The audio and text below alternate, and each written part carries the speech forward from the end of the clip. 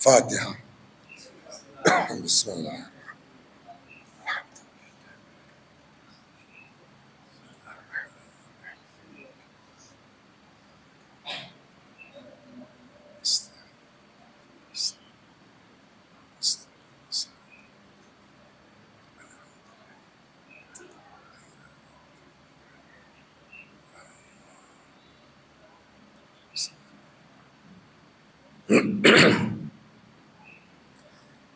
لا حول ولا قوة إلا بالله العلي العظيم۔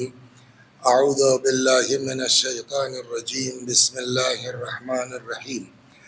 الحمد لله رب العالمين، بارئ الخلائق أجمعين، باعث الأنبياء والمرسلين، والصلاة والسلام والتحية والإكرام على البشير النذير السراج المنير، سيدنا ونبينا وشفيعنا إن شاء الله أبي القاسم محمد،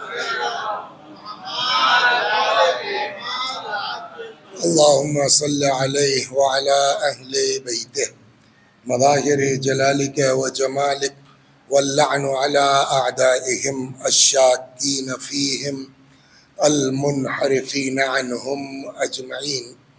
أما بعد، فقد قال مولانا علي بن الحسين زين العابدين عليهم السلام: وأما حق ولدك فتعلم أنه منك ومضاف إليك في عاجل الدنيا من خيره وشره۔ صلوات بر محمد وآل محمد۔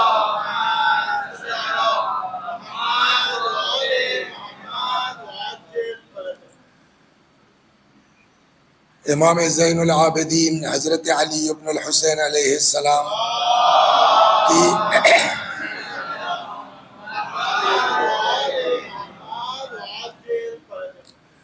حضرت کا بیان چل رہا ہے جو آج آخری ہے۔ فرماتے ہیں کہ جہاں تک معاملہ ہے تمہاری اولاد کا، تو یاد رکھو کہ وہ تم سے ہے اور تم سے جوڑ کے دنیا میں دیکھا جائے گا۔ اچھا کرے گا تو تمہارا نام ہوگا، برا کرے گا تو بھی تمہارا نام ہوگا۔ اس لیے نہایت تاکید کی گئی ہے تربیت اولاد کے سلسلے میں۔ وہاں سے شروع کیا گیا ہے کہ آپ کو بیوی کا انتخاب نہیں کرنا ہے، بلکہ اپنے بچے کے لیے ماں کا انتخاب کرنا ہے، اور اس وقت سے لے کر کے کیا کھانا ہے، کیا پینا ہے، کیسی پرورش کرنی ہے، یہ دھیرے دھیرے ہوتے ہوتے ساتھ نام کیا رکھنا ہے، وہ ساری تفصیلات بیان کی گئی۔ اب قرآن مجید نے، دیکھیے قرآن مجید کسی کا قول بلا وجہ نقل نہیں کرے گا، وہ شخصیت ایسی ہوگی تبھی تو۔ اور اتنے بڑے وہ حکیم تھے، جناب لقمان نبی نہیں ہے لیکن ان کی حکمتیں ایسی تھیں کہ جس کو قرآن نے اپنے دامن میں جگہ دی ہے۔ اور ظاہر سی بات ہے کہ اگر قرآن کسی کے قول کو جو ہے وہ کوٹ کرتا ہے تو اس کا مطلب یہ کہ اس میں اللہ کی تائید ہے، تب نہ قرآن کہہ رہا ہے۔ اب آج میں جو ہے وہ 7-8 چیزیں جلدی جلدی گزر جاتا ہوں تاکہ جو ہے وہ آگے جو کچھ کہنا چاہتا ہوں کہہ سکوں، یا چلیے کل ہی ہوگا، کہ قرآن مجید میں اولاد کے سلسلے میں جناب لقمان کی کیا کیا باتیں قرآن مجید نے نقل کی ہیں۔ گھر جائیے گا، سورہ لقمان کا مطالعہ، کہ پورا سورہ ان کے نام کا ہے، تو سورہ لقمان بھی پڑھیے۔ آج اللہ جتنی توفیق دیتا میں وہ چیزیں 7-8 نقل کرتا ہوں۔ صلوات بر محمد و آل۔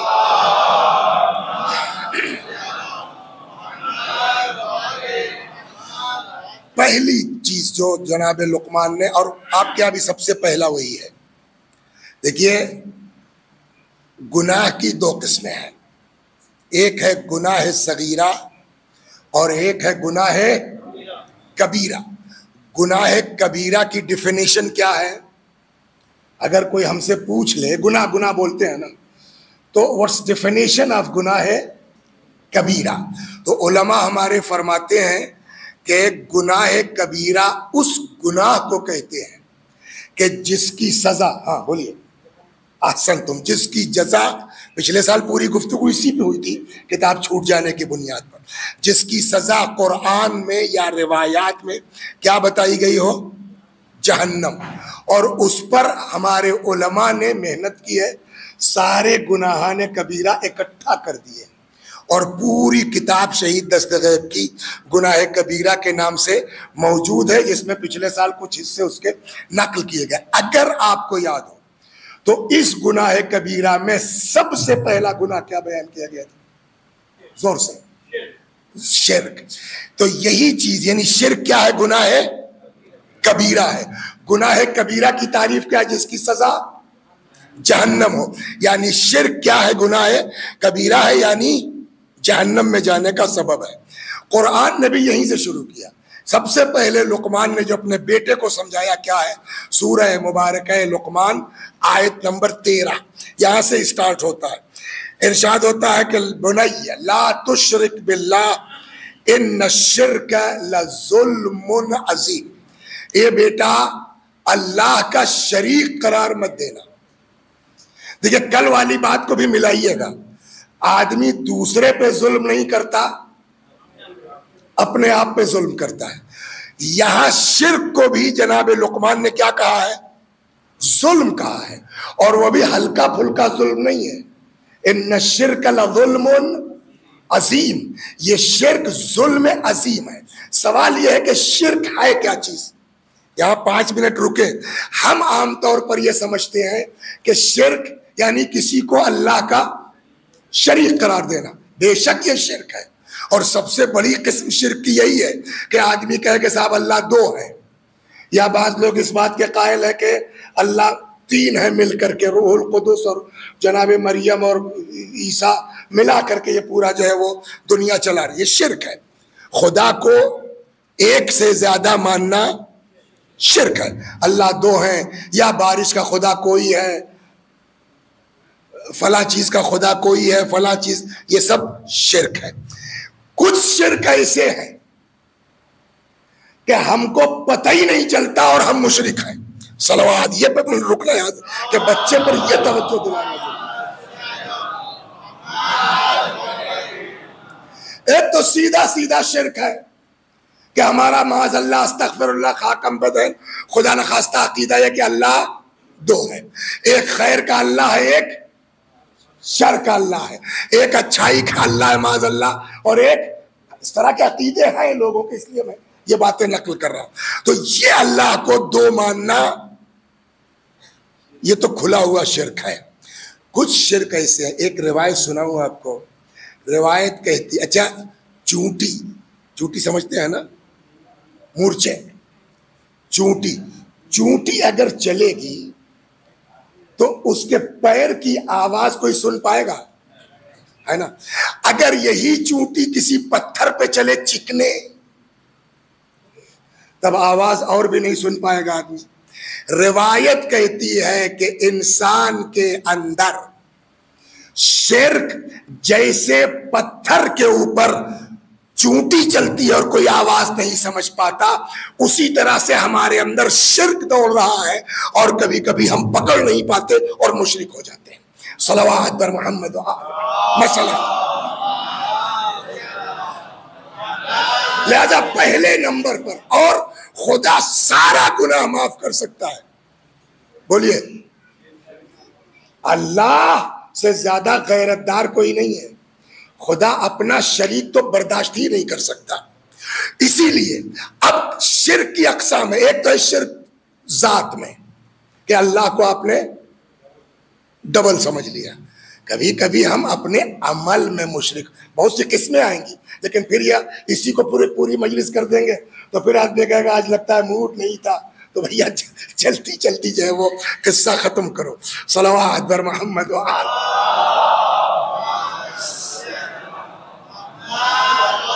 یہ ہے شرک ذات میں. کبھی کبھی ہے شرک صفات میں. ایک شرک جو بہت ہلکا ہم کو سمجھ میں بھی نہیں آتا، وہ ہے شرک در عمل. ہم شرک کر رہے ہیں کاہے میں؟ اپنے عمل میں. عمل وہ قابل قبول ہے جو اس کے لیے ہے. ہم کو پتہ بھی نہیں چلتا اور ہم مشرک ہو جاتے ہیں.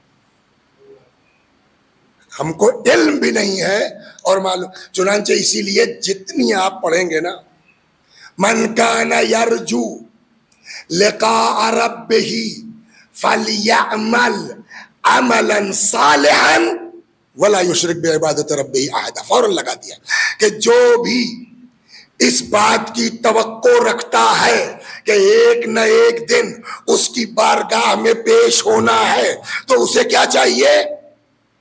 فَلْيَعْمَلْ عَمَلًا صَالِحًا، نیک عمل انجام دے، مگر وَلَا يُشْرِكْ بِعِبَادَةِ رَبِّهِ أَحَدًا، اس عمل میں اللہ کے کسی کو شریک قرار نہ دے. اسی لیے تاکید کے بڑے سے بڑا آدمی ہو، کسی کی کوئی گارنٹی نہیں ہے. نمبر ایک حدیث سنا دوں آپ کو، پاگل ہو جائے آدمی. الناس کلہم ہالکون، لوگ بولیے سب کے سب ہلاک، یعنی کسی کو نجات نہیں ہونی ہے. الا العالمون، سوائے علماء کے. عالم بچ جائے گا. کالر ٹائٹ کر لیا کہ صاحب ہم تو عالم کا جی نہیں. اب اگلا فقرہ، والعالمون کلہم ہالکون، سارے علماء ہلاک، کوئی بچنے والا نہیں ہے، نجات کسی کو نہیں ہوگی. الا العاملون، سوائے ان کے جو علم کے مطابق عمل کرتے ہیں. قرآن بھی کہتا ہے لما تقولوا ما لا تفعلون، کیوں وہ کہتے ہو جس پر خود عمل نہیں کرتے؟ تو اس کی کوئی حیثیت نہیں ہے، بلکہ ایسے علماء کا عذاب عام پبلک کے مقابلے میں زیادہ سخت ہوگا. روایت یہاں تک کہتی. اچھا یہ بتائیے، ابھی آپ کا ہاتھ جل جائے ہاں تو آپ کو کوئی اور چیز محسوس ہوگی؟ اور اگر جہنم میں ہم ڈال دیے جائیں تو خود ہی جل رہے ہیں، ہم کو اگل بغل کچھ احساس ہوگا؟ تو مگر ایسے عالموں کی سزا اتنی سخت ہوگی اور ان کی کھال سے اتنی شدید بدبو ہوگی کہ یہ جہنم والے اپنا جلنا بھول جائیں گے. اتنا یہ کہاں سے آ گیا؟ آپ توجہ فرما رہے ہیں. تو الناس کلہم ہالکون، سب کے سب ہلاک، کوئی بچنے والا. الا العالمون، سوائے علماء کے. والعالمون کلہم ہالکون، بولیے. الا العاملون، سارے علماء ہلاک، کسی کو نجات نہیں ہوگی سوائے ان کے جو. والعاملون کلہم ہالکون، اور سارے عمل کرنے والے ہلاک، کسی کو نجات ہونی نہیں ہے. یہ خوشمت ہوئی ہے، بہت بڑھیا مجلس پڑھتے ہیں. یہ خوشمت ہوئی ہے کہ صاحب بہت زبردست ہم نے جو ہے وہ نیاز بانٹی ہے. یہ خوشمت ہوئی ہے کہ آج تک میری کوئی نماز قضا نہیں ہوئی. والعاملون کلہم ہالکون، سارے عمل کرنے والے ہلاک الا المخلصون. آپ سمجھے آپ کہاں یہ بات؟ سوائے ان کے جو اپنے عمل میں کیا ہو؟ مخلص ہوں.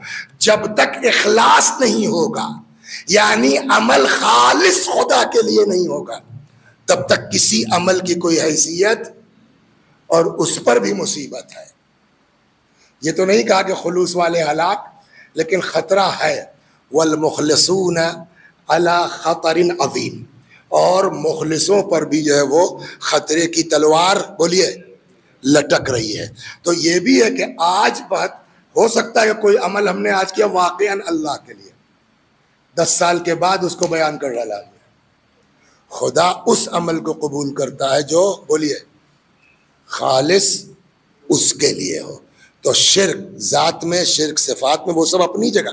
یہ جو ہم روزمرہ کام کر رہے ہیں ممکن ہے کہ اس میں بھی ہم کیا ہوں بولیے شریک ہوں، مشرک ہوں. لہذا پہلا کام جو ہم کو کرنا ہے اپنی اولاد کے لیے، اولاد کو یہ سمجھانا ہے جیسا کہ لقمان نے کہا بنیہ لا تشرک باللہ. اور جب بچپنے سے کہتے ہیں نا کہ العلم فی الصغر کا نقش فی الحجر، بچپنے کی تعلیم پتھر کی لکیر ہے۔ جب اس عمر سے اپنے بچے کو ہم بتائیں گے کہ دنیا تباہ ہونے والی ہے، دنیا ختم ہونے والی ہے، ابھی وہ ساری چیزیں آئیں گی، بیٹا جو کام کرو اللہ کے لیے، واہ واہ کے لیے مت کرو، دکھاوے کے لیے مت کرو، نام و نمود کے لیے نہ کرو۔ یہ پہلی ذمہ داری ہماری ہے، اپنے بچے کو کیا بولیے، شرک سے بچائیے اپنے اولاد کو۔ بہت لمبا نہیں لے جاؤں گا۔ لا تشرک باللہ فإن الشرک لظلم عظیم، اللہ کا شریک قرار مت دو بیٹا، اس لیے کہ شرک بہت بڑا ظلم ہے۔ ایک اسی لیے امام کیا فرماتے ہیں اسی میں اما حق ولدک میں، والدلالۃ الی ربہ والمعونۃ لہ علی طاعتہ، تو بیٹے کا حق ہمارے اوپر یہ ہے کہ ہم اس کو رہنمائی کریں پروردگار کی طرف، اور اس کو ہم مددگار بنے اللہ کی عبادت کے لیے۔ چنانچہ ارشاد ہوتا ہے صلوات بر محمد و آل محمد۔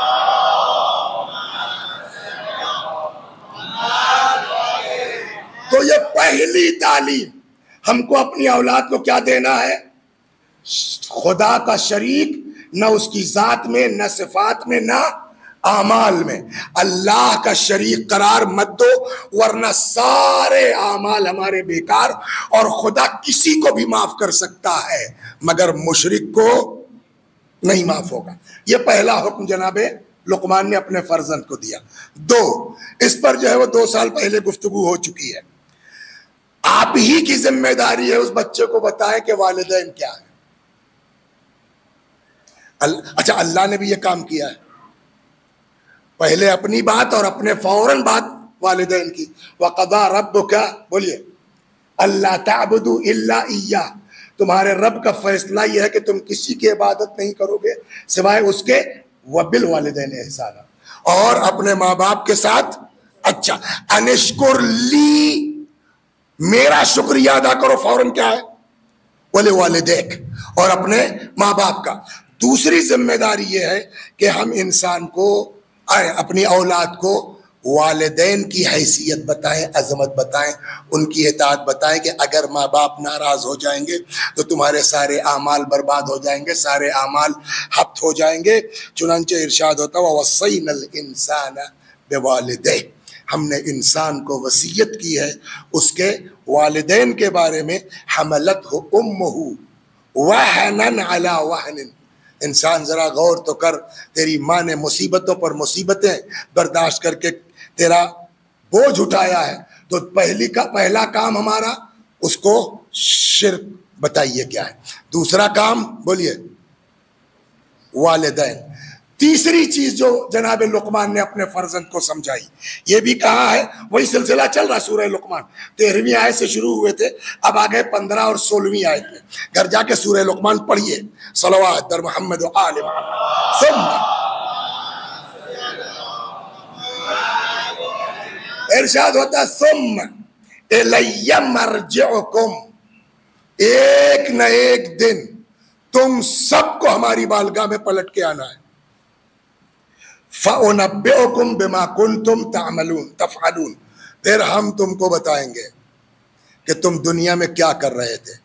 تیسری چیز جو ہم کو اولاد کو سمجھانی ہے کہ بیٹا یہ دنیا ہی سب کچھ نہیں ہے، ایک دن اس کی بارگاہ میں جانا ہے اور سارے اعمال ہمارے اس کی بارگاہ میں موجود ہیں، اس کی نگاہ کے سامنے ہیں۔ تو تیسرا فرض ہمارا کیا ہوا کہ بچے کو شرک، والدین، تیسرے نمبر پر قیامت کا احساس دلائیے، اور یہ بتائیے کہ دنیا بلا وجہ خلق نہیں ہوئی ہے، اس کے پیچھے کوئی راز ہے، جیسا کہ قرآن میں بھی ہے کہ افحسبتم انما خلقناکم عبثا، کیا تم سمجھتے ہو کہ اللہ نے تم کو بلا وجہ پیدا کیا ہے؟ یہ بچوں کو سمجھائیے۔ وَأَنَّكُمْ إِلَيْنَا لَا تُرْجَعُونَ، اور تم لوگوں کو ہماری طرف پلٹ کے نہیں آنا ہے، خدا کی بارگاہ میں پلٹ کے نہیں آنا ہے۔ تو تیسرا کام کیا ہوا ہمارا؟ اولاد کو قیامت سکھائیے، معاد بتائیے۔ چنانچہ جناب لقمان نے بھی یہ کام کیا، کیا؟ اب سنیے، جناب لقمان فرماتے ہیں، قرآن نے نقل کیا یا بنیہ انہا ان تک مثقال حبت من خردل، اگر رائی کے برابر، رائی سمجھتے ہیں سرسوں کے دانے کے برابر بھی تم نے کوئی عمل انجام دیا ہے، اچھا ہو یا برا، ابھی آئے گا، فَتَكُنْ فِي صَخْرَةٍ أَوْ فِي السَّمَاوَاتِ أَوْ فِي الْأَرْضِ، چاہے پتھر کے اندر ہو، زمین میں ہو، آسمان میں ہو، یأت بہ اللہ، اللہ سب کو قیامت میں سامنے رکھ دے گا، آنا آنا پائی پائی۔ یہ اپنے بیٹے کو لقمان سمجھا رہا ہے، بیٹا سرسوں کے برابر بھی اگر تم نے کوئی کام انجام دیا ہے، وہ پتھر کے اندر ہوگا، زمین کے اندر ہوگا، آسمان کے اندر ہوگا، اللہ قیامت میں وہ سامنے لا کے رکھ دے گا۔ ان اللہ لطیف خبیر، خدا کے بس میں سب کچھ ہے۔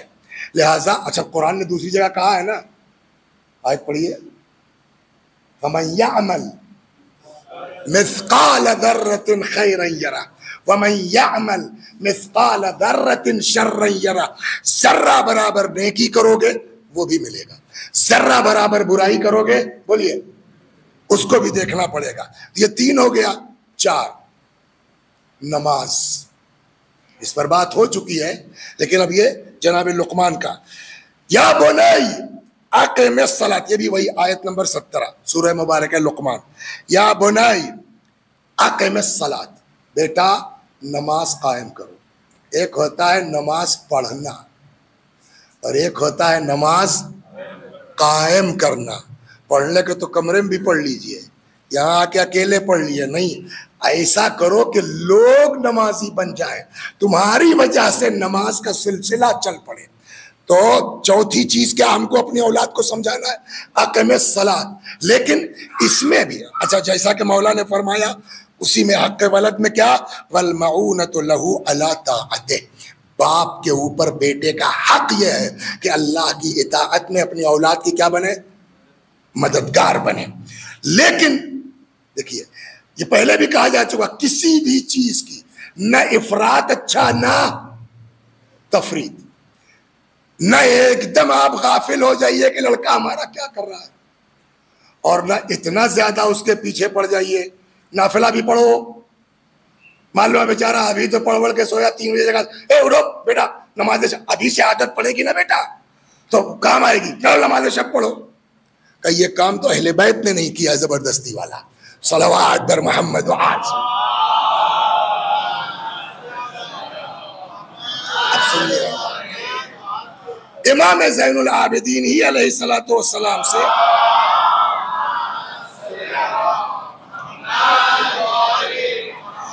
روایت ہے کہ انہو کان یاخذ من عنده من الصبیان، کہ جو بھی بچے امام کے پاس ہوتے تھے ان کو آمادہ کرتے تھے کہ آپ بأن یصلوا الظہر والعصر فی وقت واحد، ظہر و عصر ایک ساتھ پڑھ لو، بیچ میں نافلہ وافلہ کوئی ضرورت جو میں سمجھاؤں، فی وقت واحد، ظہر ختم ہوئی عصر پڑھ لو، ورنہ ہر نماز کا اپنا ایک فضیلت کا وقت ہے نا، پھر اس کے بعد آپ نافلہ پڑھیے، کچھ دعا پڑھیے، تب تک فضیلت کا وقت آ جائے گا کچھ دیر کے بعد۔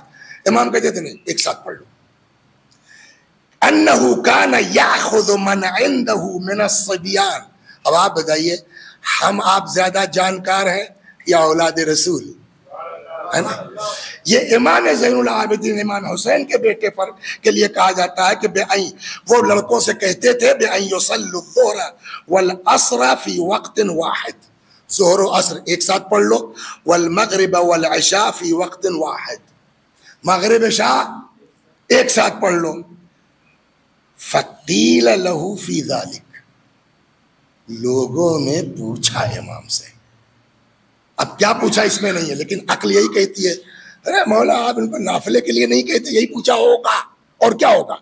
فقال علیہ السلام هو اخف علیہم، ان کے لیے یہ ہلکا ہے، جو چیز واجب نہیں ہے اس کے لیے بچوں کو زبردستی نہ کرو، دھیرے دھیرے بڑے ہوں گے، واجب کی عادت پڑی رہے گی تو بعد میں خود بخود جو ہے وہ نافلہ پڑھنے لگیں گے، لیکن ابھی ان کو اتنا مت تھکا دو کہ آگے یہ واجب ہی پڑھنا چھوڑ دیں۔ صلوات پر محمد و آل محمد۔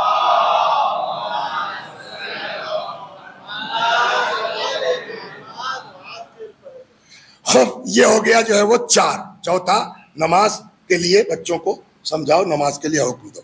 اور اس سے پہلے روایت گزر چکی کب کرنا ہے یہ کام. 7 سال تک تو باس ہے, یہ کام آپ کو 7 سال کے بعد کرنا ہے. 7واں سال جب شروع ہو. مروا صبیانکم اذا بلغوا 7 واضربوهم 10. یہ 4.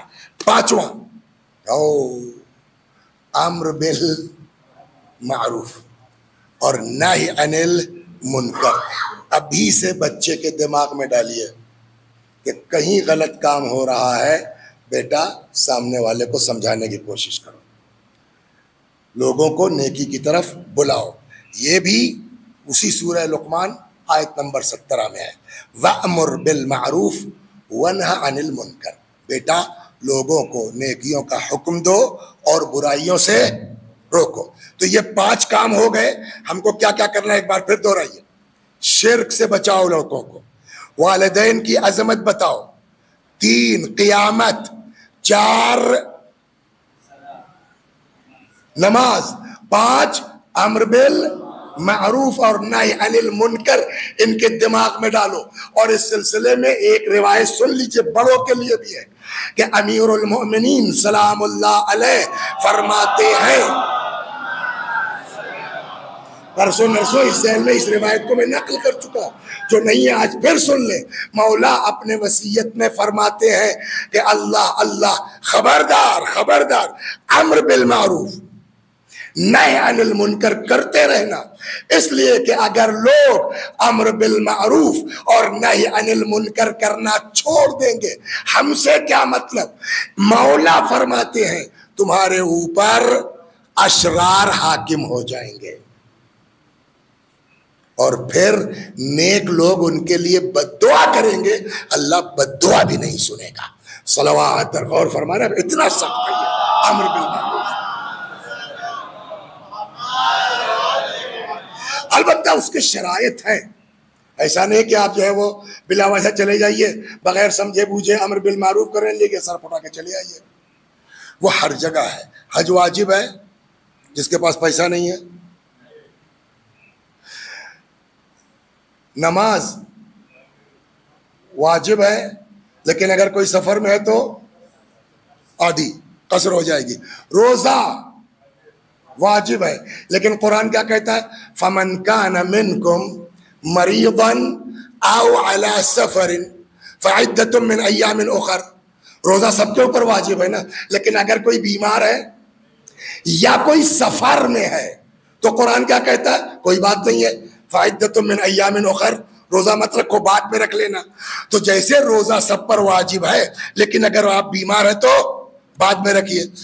روزہ سب پر واجب ہے, اگر آپ جو ہے وہ مسافر ہیں تو قصر ہو جائے گا, روزہ نہیں مانا جائے گا, بعد میں رکھیے. اسی طریقے سے امر بالمعروف واجب ہے, نہی عن المنکر واجب ہے, مگر حالات کو سمجھ کے, زبان سمجھ کے, سلیقے سے. ایسا نہ ہو کہ معلوم ہوا سر پھٹائے چلے آ رہے, کیا نماز کے لیے کہنے گئے تھے یار, پتہ ہی نہیں تھا یہ اتنا بدتمیز آدمی ہے. تو پہلے سمجھ لو کہ تمہاری بات پہ اثر بھی ہوگا, کہ بہت سی شرطیں اس کی. اب یہ وقت نہیں ہے. صلوات بر محمد و آل محمد.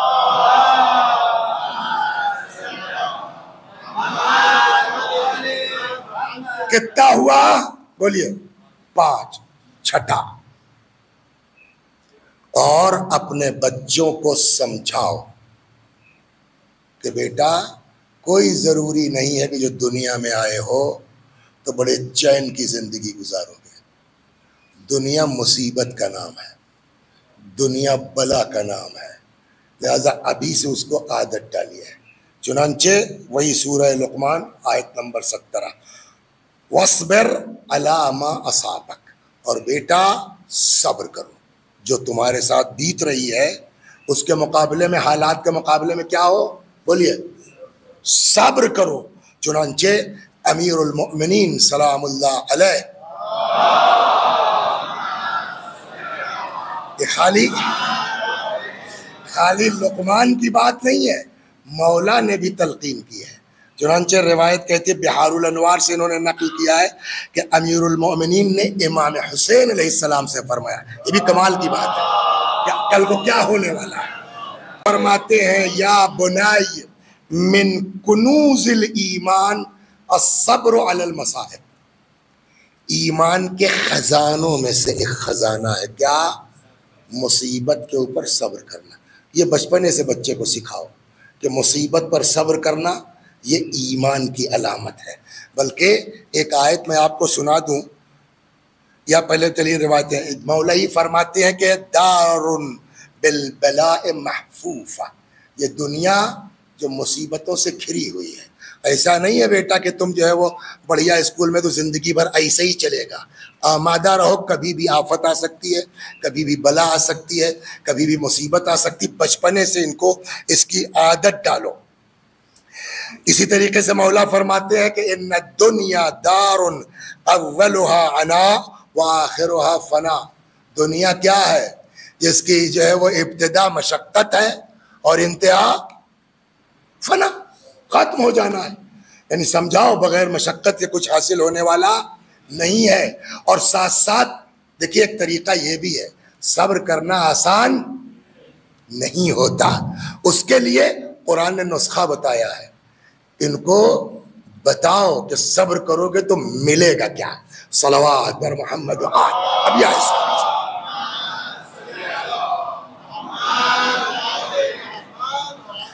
خوب ارشاد ہوتا ہے وَلَنَبْلُوَنَّكُمْ بِشَيْءٍ مِّنَ الْخَوْفِ وَالْجُوعِ، ضرور بالضرور، حتماً حتماً خدا تم سب کو آزمائے گا، کوئی بچنے والا نہیں ہے۔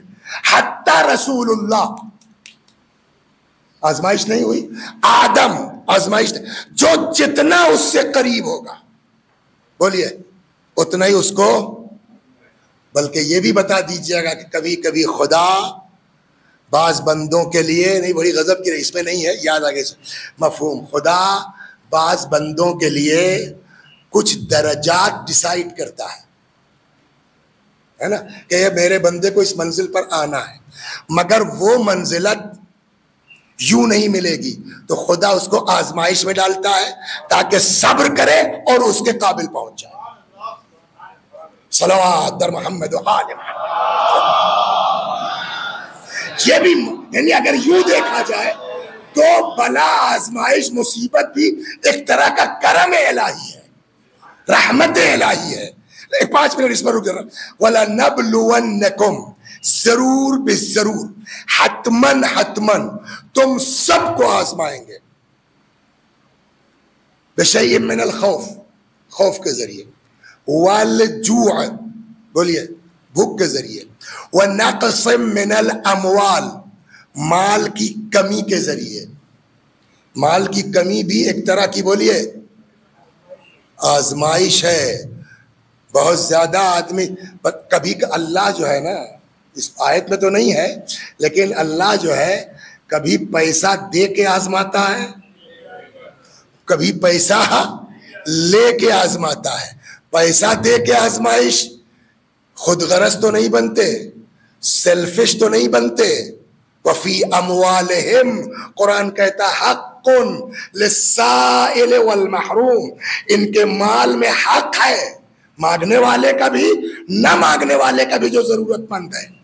یعنی خود تلاش کر کے پتا کرو کہ کون ضرورت مند ہے، جاؤ۔ تو کبھی خدا پیسہ دے کے امتحان لیتا ہے کہ ہمارے بندوں کی کس طرح خبر گیری کر رہے ہو، کبھی نقص من الاموال، مال کم کر کے کہ کہیں آبرو تو نہیں بیچتے ہو۔ ایک جگہ روایت ہے اللہ نے بندہ مومن کو ہر چیز کی اجازت دی ہے۔ ایک سوال یہاں یہ ہوتا ہے کہ عقیدے کی بات ہے، بندہ مجبور ہے کہ مختار؟ انہوں نے کہا مختار ہے، آپ کیا کہتے ہیں بیٹا؟ مختار ہے۔ تو جو کہتے ہیں لوگ کہ دنیا میں ایک پتا بھی نہیں ہل سکتا بغیر اللہ کی مرضی کے، تب یہ وہ اپنی جگہ، بندے کو اللہ نے جو ہم کام کر رہے ہیں یہ آیا ہم اپنی مرضی سے کر رہے ہیں، خدا چاہ رہا ہے تو کر رہے ہیں؟ سوال یہ ہے۔ اب یہاں یہ بڑے اہم چیز ہے اور سوائے اہل بیت کے کوئی جواب نہیں دے سکتا اس کا۔ اگر ہم کہتے ہیں کہ بندہ مجبور ہے، پتا نہیں ہل سکتا بغیر اللہ کی مرضی کے، تو پھر چوری ہم نے کی تو سزا کس بات کی؟ ہم نے کسی کے ساتھ کوئی نیکی کر دی تو ثواب کس بات کا؟ اللہ نے چاہا میں نے چوری کی۔ وہ لطیفہ سنا ہے نہیں سنا ہے؟ کسی کے باغ میں گھس گئے چور صاحب اور وہ اس کا پھل توڑ کے کھانے لگے، مالک آ گیا، اس نے کہا یہ کیا؟ کہنے لگا بندہ مجبور ہے، اس نے چاہا میں آپ کا جو ہے پھل کھا رہا ہوں۔ اچھا کوئی بات نہیں، کوئی بات نہیں۔ اور اس کے بعد صاحب مگائی رسی باندھا پیڑ میں پیٹنا شروع کیا۔ کہا یہ کیا کر رہے ہو؟ کہا بندہ مجبور ہے، اللہ کی مرضی، وہ چاہ رہا ہے کہ میں آپ کو پیٹوں۔ کیا واقعی یہ عقیدہ صحیح ہے؟ چلیے صاحب، اب بندہ مختار ہے، تو اگر مختار ہے جو چاہے کر لے گا تو پھر وہ کس دن کے لیے ہے؟ پھر کیا مطلب کہ جو ہے وہ کوئی پتا نہیں ہل سکتا بغیر اس کی مرضی کے؟ یہاں وہ جگہ ہے کہ یا تو لوگ ادھر چلے گئے یا لوگ ادھر چلے آئے۔ اسی لیے رسول اللہ نے کہا تھا بھیا دو چیز چھوڑ کے جا رہا ہوں، ایک اللہ کی کتاب، دوسرے میری اولاد، یہ بتائیں گے صحیح کیا ہے۔ آج بھی آیا، اچھا یہ سلیقہ بھی یہ بتاتے ہیں، اس لیے کہ ایک آدمی جس کو کچھ پتہ نہیں، آپ اس کو آپ موٹی موٹی حدیثیں سنا دیے، اس کے اوپر سے نکل جائے گی۔ اہل بیت نے سکھایا بھیا اپنی قابلیت مت ظاہر کرو، سامنے والے کی حیثیت دیکھ کے بات کرو۔ اب وہ آ گیا، اس نے امام سے پوچھا صاحب یہ بتائیے بندہ مجبور ہے کہ مختار؟ لطیفہ بہت مشہور ہے، ہم لوگ جب بچپنے میں پڑھتے تھے نا تو فرمان علی صاحب کی دینیات میں، وہ نازمیہ میں وہی پڑھائی جاتی تھی، تو وہ قصہ تھا کہ یہ تھے تو پہلے شاگرد امام کے، اچھا جب تھوڑا بہت پڑھ وڑھ لیا تو اوقات بھول گئے۔ اسی لیے میں بار بار کہتا ہوں پڑھیے، محنت کیجیے، مگر اللہ سے دعا کیجیے کہ اہل بیت کے مقابلے میں خدا اپنی اوقات میں رکھے۔ تو یہ صاحب اپنا پڑھا رہے تھے، سب کچھ تو ٹھیک ہے، مگر امام جعفر صادق علیہ السلام کی 3 باتیں ہیں جو سمجھ میں نہیں آتی۔ استاد پہ اعتراض، اپنے بڑا قابل سمجھ رہے ہیں، 3 باتیں سمجھ میں نہیں آتی۔ کیا؟ نمبر 1، خدا ہے تو دکھائی کیوں نہیں دے گا؟ یہ کیسے ممکن ہے؟ بھلا کوئی چیز ہو اور نہ دکھائی دے، یہ کیسے ممکن ہے؟ اچھا اسلام کا عقیدہ کیا ہے؟ خدا قرآن کہتا ہے لن ترانی، ہرگز نہیں دیکھ سکتے۔ کیوں؟ اس لیے کہ وہ جسم و جسمانیات ہی نہیں رکھتا۔ اور اگر آپ مان لیجئے کہ خدا کے جسم ہے تو پھر کہاں ہے؟ اس کے لیے جگہ چاہیے، اور جیسے ہی آپ نے کہا جگہ چاہیے آسمان پر ہے تو زمین خدا سے، وہ تو آسمان بیٹھا ہے نا، اور کوئی جگہ خدا سے خالی۔ لہذا ہمارا عقیدہ کیا ہے تشیع کا، اہل بیت کے طفیل میں، کہ اللہ جسم نہیں رکھتا، وہ سنتا ہے بغیر کان کے، وہ بولتا ہے بغیر زبان کے۔ ان اللہ علی کل شیء قدیر، خدا ہر چیز پہ قادر ہے۔ قرآن نے بھی اس نے کہا ہے، جب موسیٰ کی قوم نے زبردستی کی دیکھیے تھے تب قرآن نے کہا کہہ دیا لن ترانی، ہرگز نہیں دیکھ سکتے۔ یہ بھائی صاحب کیا کہتے ہیں اپنی عقل لگا کے؟ نام لینے سے کیا فائدہ؟ یار کوئی چیز ہو دکھائی کیسے نہیں دے گی؟ یہ عجیب بات کرتے ہیں امام جعفر صادق سلام اللہ علیہ، شاگرد ہے اور اس کے بعد کہتے ہیں کہ صاحب یہ کیسے؟ 1 2 کہتے ہیں کہ بندہ مجبور ہے، وہ ان کا عقیدہ تھا مجبور ہے، مختار ہے، سوری بندہ مختار ہے، پھر الٹا ہو گیا، بندہ وہی صحیح تھا پہلے والا، مجبور ہے، خدا جو چاہے گا کرے گا، بغیر اس کی مرضی کے ایک پتا ہل نہیں سکتا، بندہ مجبور ہے۔ 2 ہو گیا۔ 3 کہتے ہیں شیطان جہنم میں جائے گا۔ اے بھیا شیطان کے جہنم میں جانے سے فائدہ کیا؟ جہنم کا ہے کہ ہے آگ، اور شیطان ہمیں آگ کو کیسے جلا دے گی؟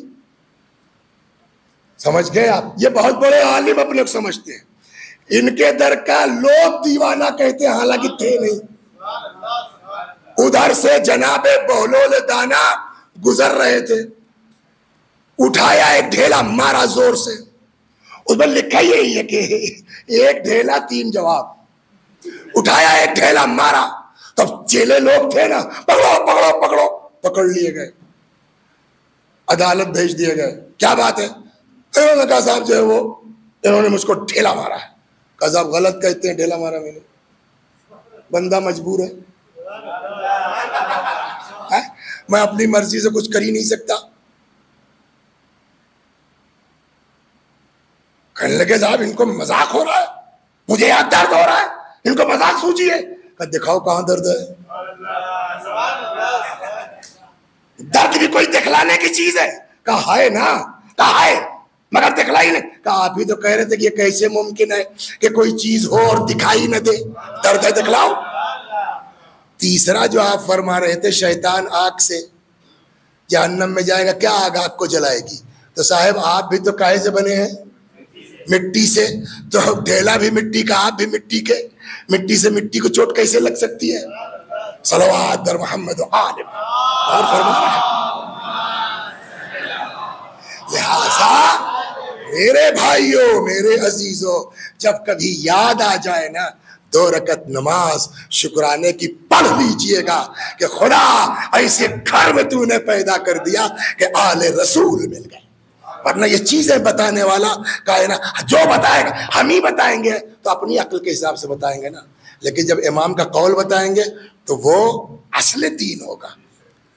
تو اب بندہ مجبور ہے کہ بولیے مختار پھنسا ہوا ہے کیس. وہ آ گئے امام کے پاس, کہلے مولا یہ بتائیے صحیح کیا ہے. کچھ لوگ کہتے ہیں بندہ مجبور ہے, کچھ لوگ کہتے ہیں بندہ مختار ہے. انہی لوگوں میں کئی معتزلہ کا نظریہ کچھ ہے اور مرجیہ کا نظریہ کچھ ہے. ہمارا کیا نظریہ ہونا چاہیے؟ امام نے فرمایا پیر اٹھاؤ, اس نے ایک پیر اٹھا لیا. فرمایا دوسرا اٹھاؤ, کہا صاحب اٹس امپاسبل, گر جاؤں گا. حضرت نے فرمایا نہ مکمل مجبور ہے نہ مکمل مختار ہے, اتنا ہی مجبور ہے اتنا ہی مختار ہے. صلوات پر محمد.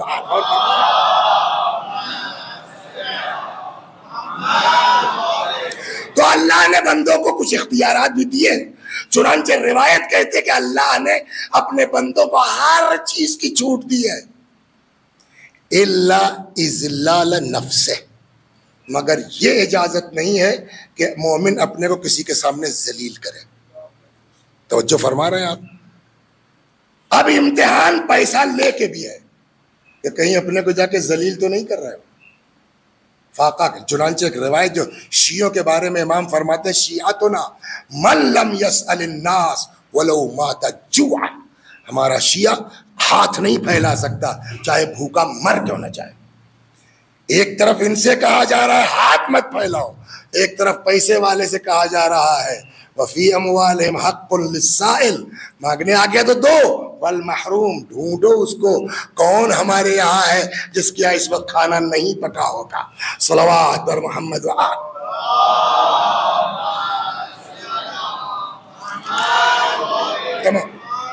تو اب چھٹی چیز یہ ہے کہ اپنے بچوں کو بتاؤ بیٹا اللہ آزمائش میں ڈال سکتا ہے اور اس کا اجر زبردست ہے. کبھی آزمائش ہوگی تمہاری بھوک کے ذریعے, کبھی خوف کے ذریعے, کبھی مال کی کمی سے, والثمرات کبھی اولاد سے. اللہ اولاد لے کے بھی امتحان لیتا ہے. بعض روایتوں میں ہے کہ وَلِكُلِّ شَيْءٍ ثَمَرَةٌ وَثَمَرَةُ الْفُؤَادِ الْوَلَدِ, ہر چیز کا ایک پھل ہے, دل کے پھل کا کیا نام ہے؟ اولاد. والثمرات, بعض بزرگ کہتے ہیں یہاں ثمرات سے مراد یہ عام پھل نہیں ہے, اولاد ہے. یعنی خدا کبھی اولاد لے کے امتحان لیتا ہے, کبھی اولاد دے کے امتحان لیتا ہے. اولاد دے کے امتحان لیتا ہے پالا کیسا, اولاد لے کے امتحان لیتا ہے صبر کیسا کیا ہے. صلوات بر محمد. اور اب ان مصیبتوں پر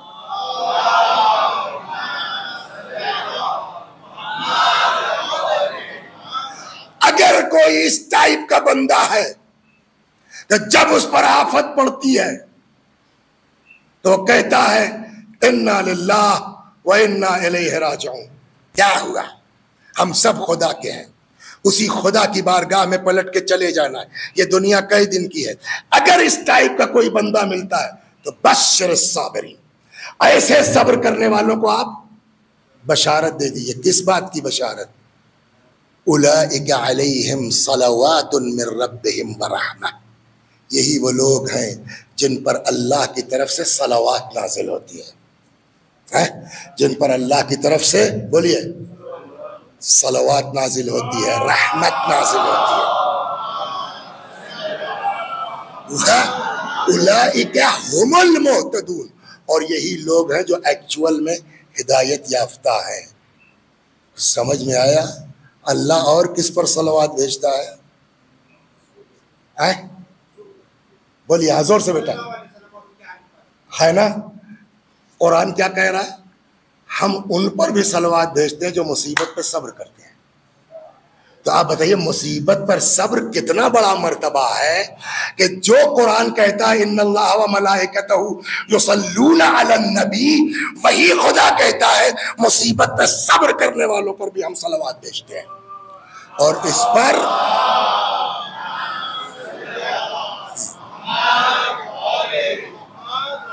ایک بڑی چیز ہے بیٹا ہمارے میں اور آپ لوگوں میں. بعض اب تو ماشاءاللہ بہت سے لوگ ہیں جو اہل بیت کو علیہم السلام کہتے ہیں، علیہ الصلاۃ کہتے ہیں، لیکن اہل سنت میں بھی کچھ اس ٹائپ کے ہیں کہ جو کہتے ہیں کہ نہیں، انبیاء کے علاوہ کسی کو علیہ السلام نہیں کہہ سکتے. سنا ہے نہیں سنا ہے؟ علیہ الصلاۃ نہیں کہہ سکتے. ہمارا کہ نہیں ہو سکتا ہے، جو قرآن کہہ رہا ہے. ایک کسی عالم سے علامہ ہلی سے بحث ہو گئی، اور وہ عالم اتفاق سے سید تھے، شیعہ نہیں تھے. مگر تو سید کا کیا مطلب ہوا؟ یعنی اولاد رسول ہے، اولاد علی ہے، اولاد فاطمہ میں ہے. تو کہا صاحب آپ لوگ جو ہے وہ کیوں اہل بیت پر سلام بھیجتے ہیں علیہ الصلاۃ والسلام؟ تو انہوں نے کہا اس لیے کہ قرآن بھیجتا ہے.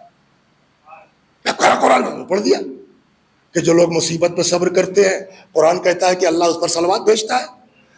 کہا تو کون سی مصیبت ان کے اوپر پڑ گئی؟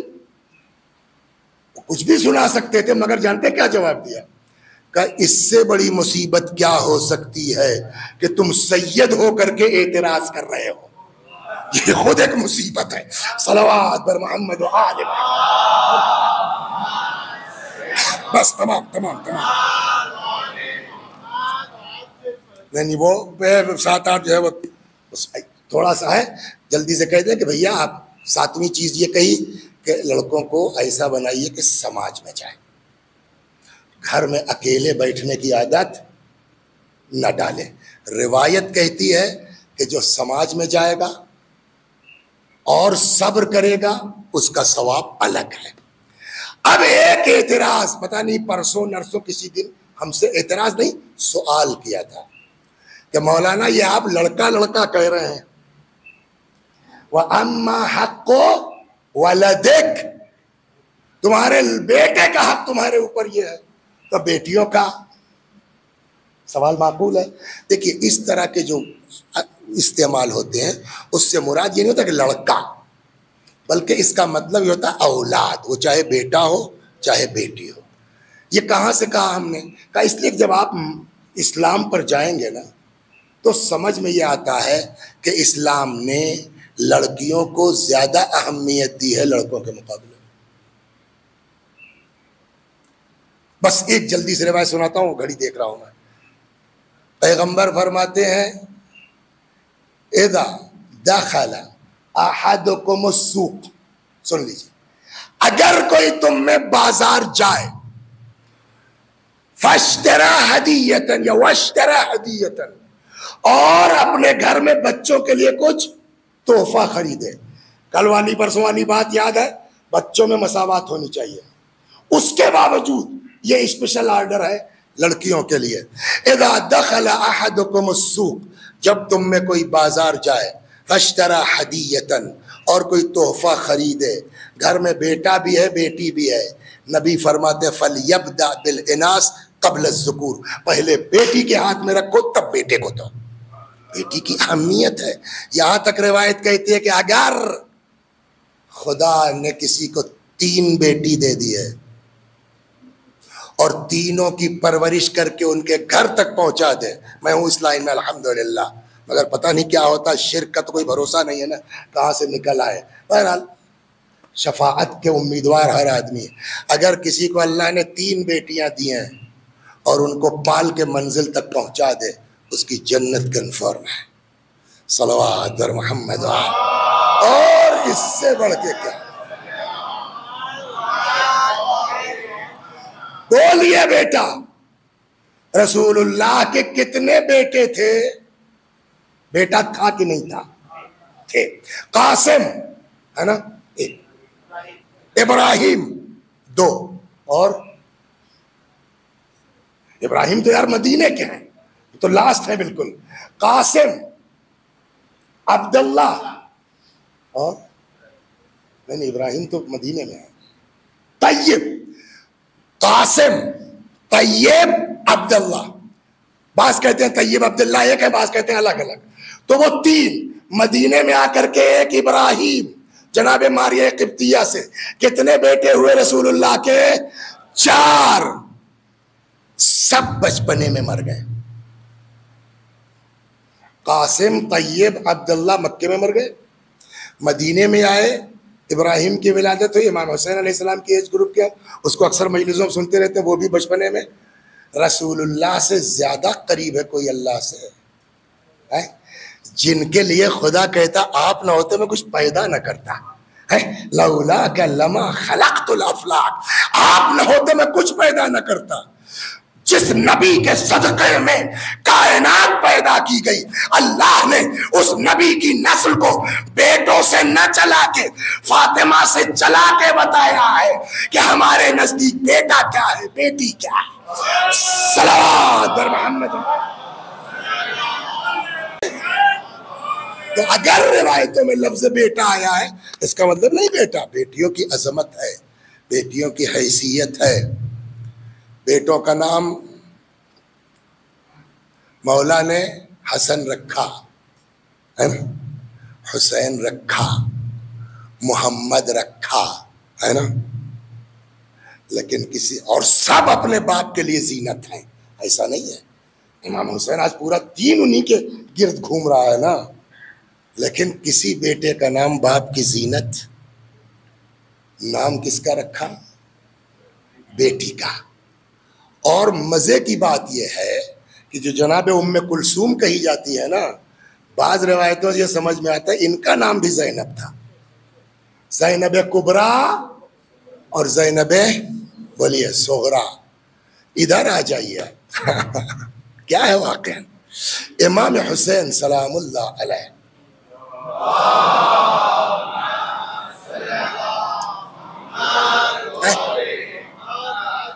علی اکبر کا نام علی، اصغر کا نام علی، امام سجاد کا نام علی ہے نا.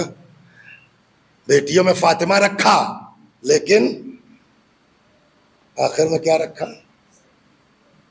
سکون کا سبب ہے نا، سکینہ. بیٹے کا نام نہیں رکھا، سکون کا سبب بیٹی کو. اور بعض روایتوں میں تو یہاں تک ہے کہ حضرت فرماتے ہیں مجھے وہ گھر اچھا نہیں لگتا جس میں رباب اور سکینہ نہ ہو. اس سے اندازہ ہوگا نا رسول اللہ کی نسل خدا نے چلائی بیٹی کے ذریعے. امیر المومنین نے اپنی بیٹی کا نام زینب رکھا، باپ کی زینت. ہاں، امام حسین نے اپنی بیٹی کا نام وجہ تسکین رکھا، وجہ سکون. اسی سفر میں حسین کی ایک بیٹی کی بھی شہادت کی تاریخ ہے. اللہ اکبر. دھیرے دھیرے بس 1-2-4 چیزیں سنا دیتا ہوں جلدی جلدی. جب امام جانے لگے، جناب زینب نے فرمایا کہ بھیا یہ بہنیں چاہتی ہیں کہ ایک بار جی بھر کے بھیا کو دیکھ لیں. کیا کرنا ہوگا؟ کچھ نہیں، ہم حلقہ بنا کے کھڑے ہو جاتے ہیں، آپ ہمارے درمیان سے گزر جائیے. ظاہر سی بات ہے، آپ لوگوں نے دیکھا ہوگا عاشور وغیرہ میں جب کبھی مجلس کے بعد ذوالجناح نکلتا ہے یا تابوت نکلتا ہے، کیسا یہ عورتیں چیختی ہیں چلاتی ہیں 1000 سال کے بعد، جبکہ ان میں کوئی زینب نہیں ہے۔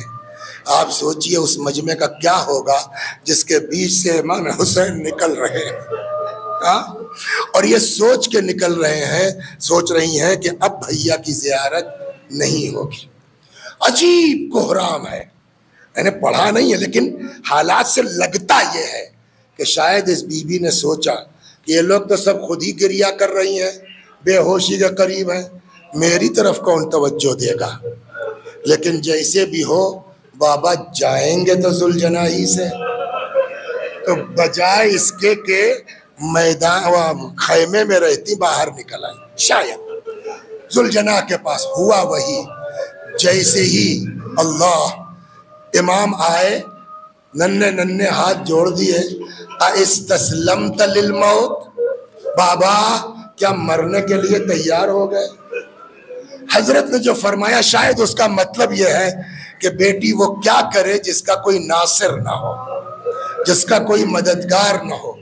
فرماتی ہیں ٹھیک ہے بابا جاؤ، میں جانے سے نہیں روکتی، مگر اے بابا ایک بار میرے سر پہ اس طرح ہاتھ پھیر دو جیسے یتیموں کے سر پہ پھیرا جاتا ہے، ایک بار مجھے اپنے کلیجے سے لگا لو۔ امام زمین گرم کربلا پہ لیٹ گئے، بچی کیسے اتری نہیں معلوم، اللہ اللہ، بس چند جملے انشاءاللہ انشاءاللہ۔ کتنی تاکید ہے اسلام میں یتیموں کے بارے میں، ہاں سر پہ ہاتھ پھیر دو یتیم کے، جتنے بال ہاتھ کے نیچے آئیں گے اتنی نیکیاں لکھی جائیں گی، اتنے نور عطا ہوں گے۔ یا رسول اللہ آپ کے بچوں کے ساتھ کیا؟ پانی مانگتی تھی، بجائے اس کے کہ پانی دیا جاتا روتی تھی، تماچے کھاتی تھی۔ بس ایک چیز سنا دیتا ہوں، جو لوگ گئے ہیں زیارت پر ان کو قافلے والوں نے بتایا ہوگا، جو نہیں گئے خدا ہم سب کو شام کی بھی زیارت نصیب فرما، خدا وہاں کے حالات کو بہتر کر یا اللہ۔ کہتے ہیں ایک شخصیت تھی جن کا نام تھا آصد ہاشم، 3 بیٹیاں ان کے تھیں۔ ایک دن ایک بیٹی آگے کہتی ہے بابا میں نے امام کی بیٹی کو خواب میں دیکھا ہے، اور وہ کہتی ہے کہ اپنے باپ سے کہو میری قبر کی مرمت کرا دے، پانی آ گیا ہے۔ بچی کا خواب ہے، انہوں نے کوئی توجہ نہیں دی۔ دوسرے دن دوسری بیٹی، تیسرے دن تیسری بیٹی، مگر انہوں نے کوئی بہت نوٹس اس خواب کا نہیں لیا۔ خود کہتے ہیں کہ چوتھے دن میں نے خود دیکھا چلی آ رہی ہیں، قد تو کم ہے مگر عجیب ابوت و ہیبت کے ساتھ۔ فرمایا 3 دن سے میں تمہارے بچوں سے کہلا رہی ہوں، سن نہیں رہے ہو۔ اب یہ بیدار ہوئے۔ کہتے ہیں کہ اس زمانے میں سلطنت عثمانی کا زمانہ تھا ظاہراً، اور وہ دور تھا سلطان عبد الحمید کا، کہتے ہیں وہاں تک بات پہنچی۔ سلطان نے کہا بھائی میں ایک خواب کی بنیاد پر قبر کھودنے کی اجازت نہیں دے سکتا، ہاں یہ علماء خود اگر اپنے جو ہے وہ اس پر جواب دہی پر کھودنا چاہے تو ہم کو کوئی اعتراض نہیں ہے۔ جب ادھر سے بات جو ہے وہ بلا معنی اور بلا رکاوٹ ہو گئی، قبر کو کھودا گیا۔ کہتے ہیں جب قبر کھودا گیا دیکھا واقعی قبر میں پانی ہے۔ سید ہاشم کہتے ہیں کہ چونکہ میں سید تھا تو محرم ہوئے، ہے نا، سادات کی پھوپھی تو ہوئی نا۔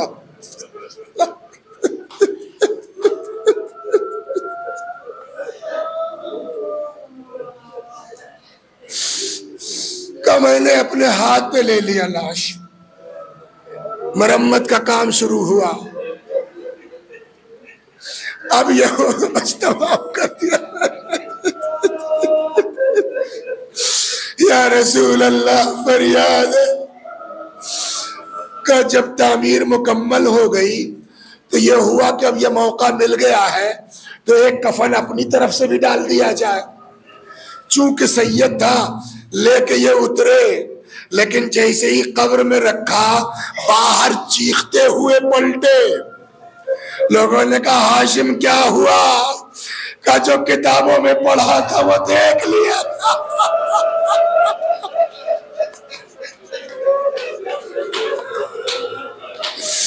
یا حسین، کہا جو کتابوں میں پڑھا تھا وہ دیکھ لیا. کہا کیا دیکھا؟ کہا ہاتھ ہٹا رہا تھا چہرے سے کفن ہٹ گیا. کیا دیکھتا ہوں؟ ابھی رخسار پر نیل کے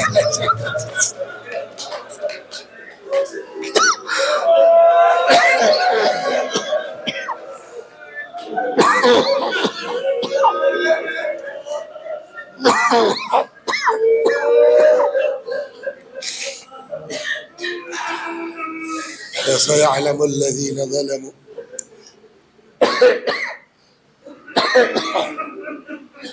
أي منقلب ينقلبون إنا لله وإنا إليه راجعون.